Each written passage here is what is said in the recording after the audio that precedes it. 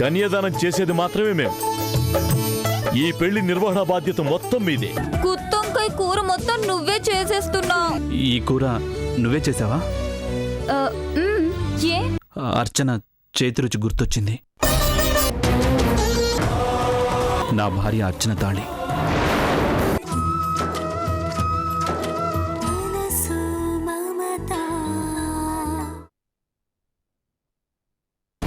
ఒకవేళ ఒప్పుకుంటే ఆ తాళి నా మెళ్ళో ఉంటే నువ్వు కాపురం చేసేది నాతో కాదు, ఆ అర్చనతోనే.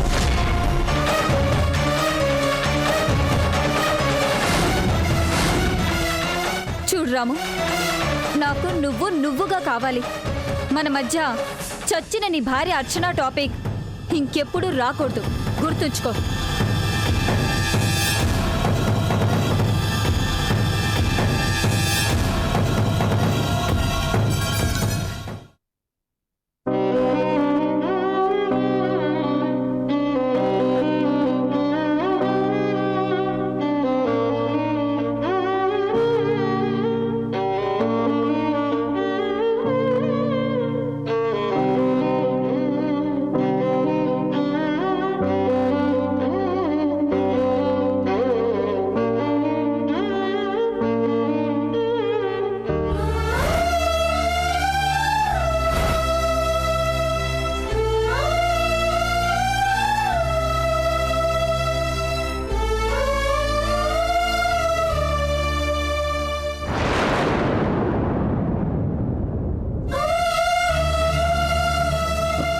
మేడం, మీరు? సారీ, రాకూడని టైంలో వచ్చాను. వినకూడని మాటల్నే విన్నాను.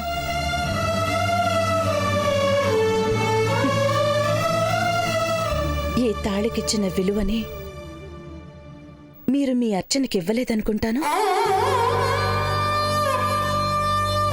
ఈ ప్రేమని, ఈ అనుబంధాన్ని మీరు అప్పట్లోనే చూపించుంటే మీ అర్చన మీకు ఎప్పటికీ దూరం అయ్యేది కాదేమో.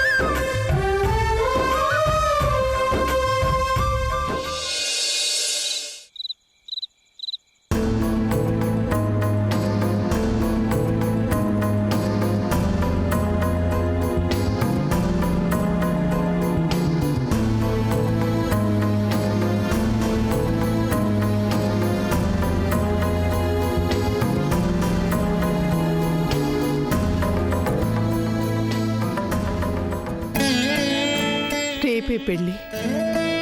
అర్చన స్థానంలోకి రేపటి నుంచి మరొక కొత్త అమ్మాయి వస్తుంది కదూ.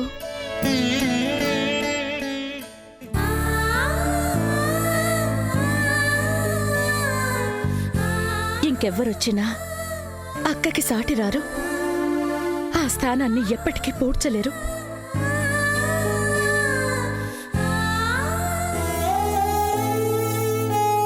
ఎన్ని ఆశలు, ఎన్ని ఆనందాలు, ఎన్ని బాధలు, ఎన్ని అగ్నిగుండాలు, వీటన్నిటినీ అధిగమించి ఏనాటికైనా అర్చనే మళ్ళీ తిరిగి వస్తుంది అనుకున్నాను. కానీ మనకు అదృష్టం లేదు.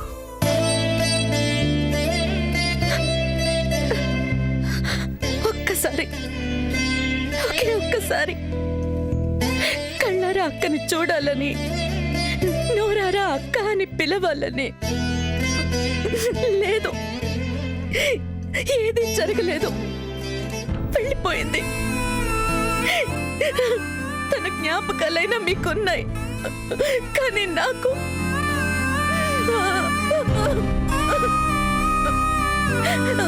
సూర్య, ఏంటిది? తెల్లారితే శుభమాని ఇంట్లో పెళ్లి జరగబోతుంటే తప్పు.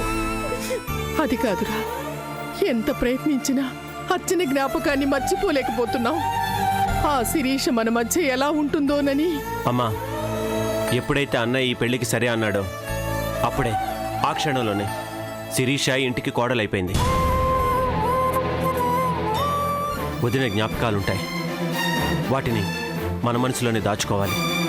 అంతేగాని కొత్తగా రాబోయే ఆమె ముందు పదే పదే చెప్తే బాధపడుతుంది.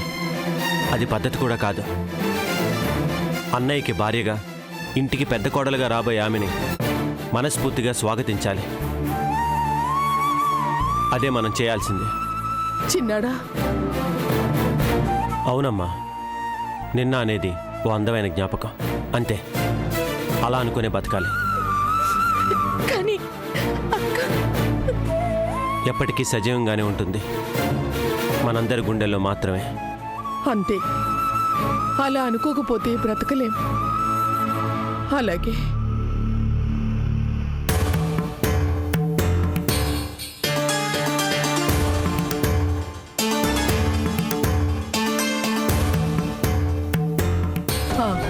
చిన్నాడా, మీ అన్నయ్య ఇంకా రాలేదురా. చీకటి పడి చాలాసేపు అవుతుంది. అవునండి, బావగారికి ఫోన్ చేసి వెంటనే రమ్మని చెప్పండి. అలాగే.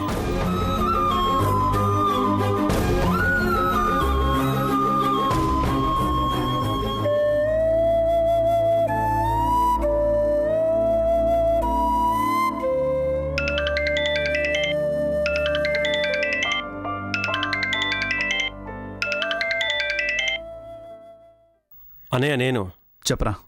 ఏంటి చెప్పేది? తెల్లారితే పెళ్ళి, పెళ్లి కొడుకువి ఇంకా ఇంటికి రాకపోతే ఎలా? అక్కడే కాదు, ఇక్కడ చాలా పనులున్నాయి. అమ్మ నీ కోసం ఎదురు చూస్తుంది. సరేరా, ఇప్పుడే బయలుదేరుతున్నాను. సరే.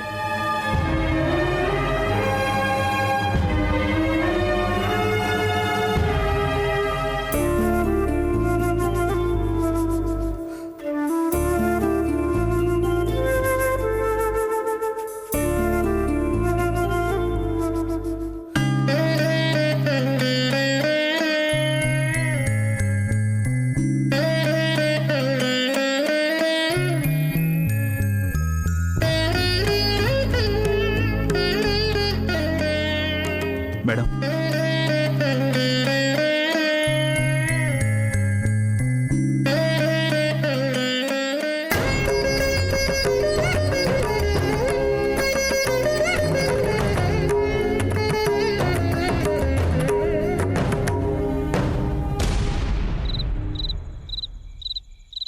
ఇంటి నుంచి కృష్ణ ఫోన్ చేశాడు.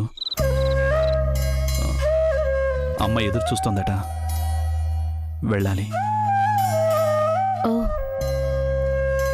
వెళ్ళాలిగా. పెళ్లి కొడుకు అక్కడి నుంచే బయలుదేరాలి కదా.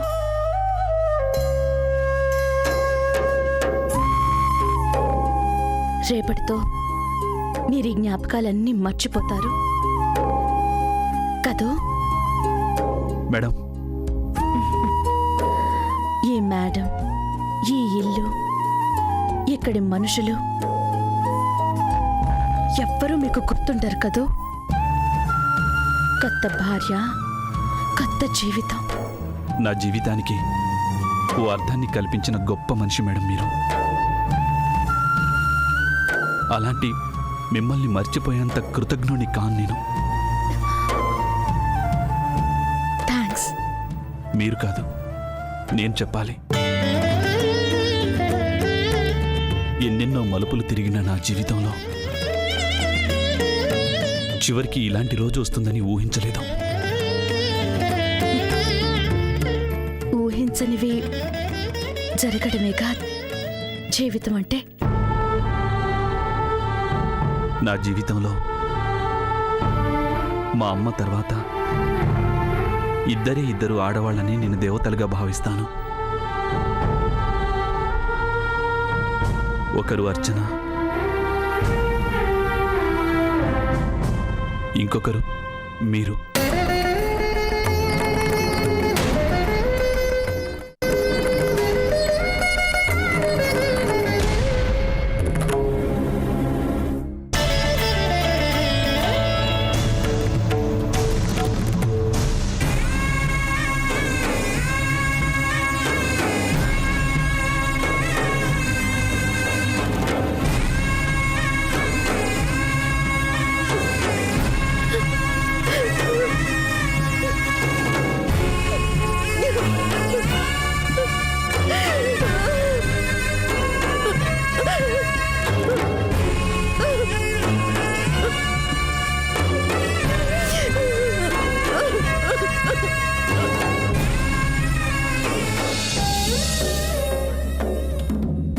పెద్దాడా వచ్చావా?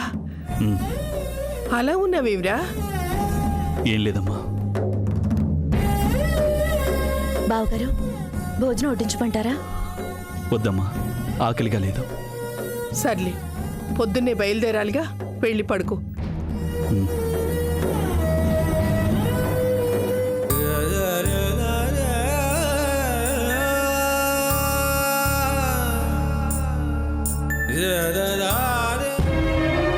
అత్తయ్య, బావగారు అలా ఉన్నారేంటి? గతాన్ని మర్చిపోలేక, భవిష్యత్తుని ఊహించుకోలేక తనలో తనే మదన పడుతున్నాడమ్మా. నాకు తెలుసు, ఇలాంటప్పుడు మనసు కుదుట పడాలంటే ఒంటరిగా వదిలేయడమే మంచిది.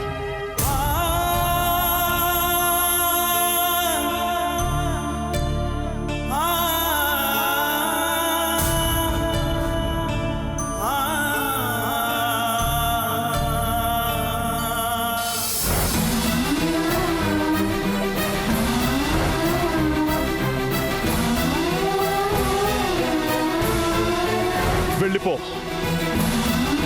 నా జీవితంలోంచి వెళ్ళిపో. మనుషులెంత దూరమైన మరుగు కాదు ఈ ప్రేమ. మనసు కొంత దూరమైతే మరల కోలుకోదమ్మా. అప్పుడప్పుడు త్యాగం చేస్తే దైవం వచ్చి కాస్తాడు. త్యాగమే నీ జీవితమైతే దేవుడు నిన్ను కొలిచేడు. ఆస్తులు లేకున్నా ఆప్తులుంటే చాలు. ఆత్మీయత లేకుంటే వారే నిరుపేదవారు. అన్నయ్య,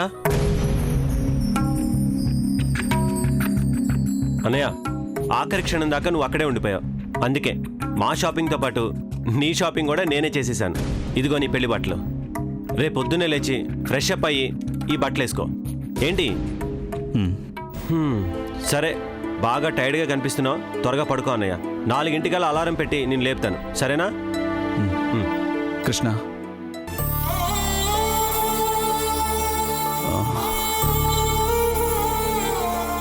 నేను చేస్తున్న పని కరెక్టేనా?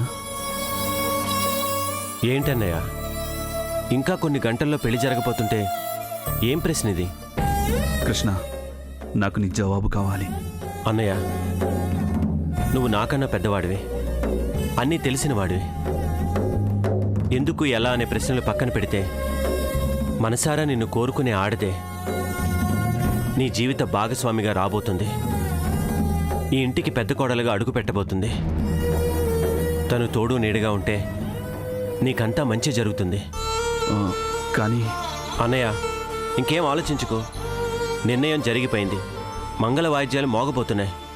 మనసును ప్రశాంతంగా ఉంచుకొని హ్యాపీగా నిద్రపో. Good night.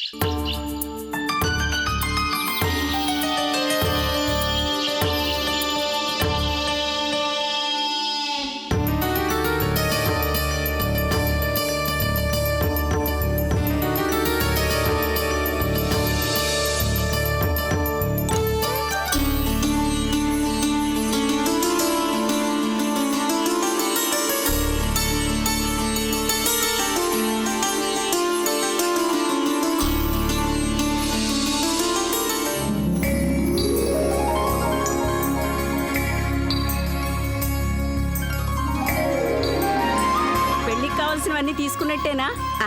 అన్నీ తీసుకున్నానక్క. ఇదిగో ముహూర్తానికి టైం అవుతుంది, త్వరగా బయలుదేరాలి. అందరూ రెడీనే శేఖరు, కాని పెళ్లి కూతురు అంటే నీ ముద్దుల కూతురే ఇంకా ముస్తాబవుతుంది.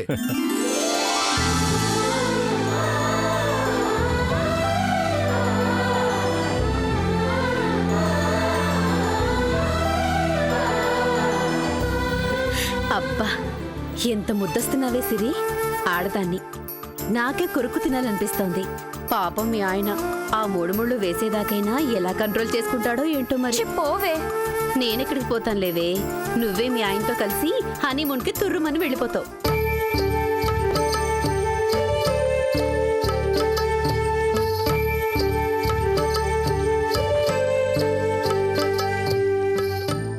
జానకి, ఇంతకి బన్నీ ఏడి? తాతయ్య నేను రెడీ. ఓరి పడవకనా, మీ అత్త కన్నా నువ్వే నయ్యూరా. పావు గంటలో తయారైపోయావు. గంటన్నర నుండి ముస్తాబవుతుంది మీ అత్త, ఇంకా కిందకి రాదే. అక్క, అదిగో వస్తుంది.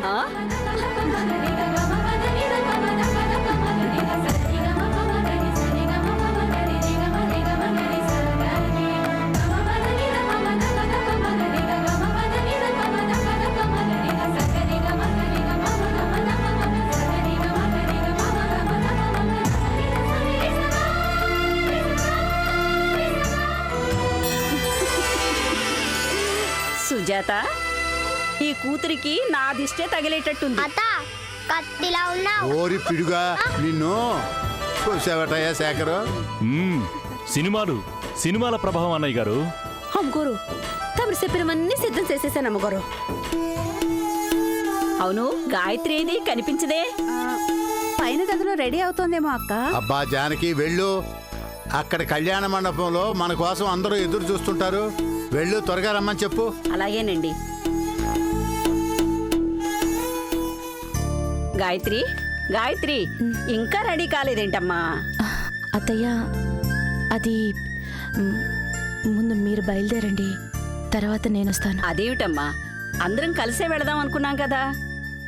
కానీ శుభకార్యం కదా, పెళ్లి కూతురుతో పాటే నేను వస్తే బాగుండదని. ఎవరేమంటారు గాయత్రి? ఎవ్వరూ అనకూడదనే, ఎవ్వరూ అనుకోకూడదనే. సరే, త్వరగా తయారైరా అమ్మా.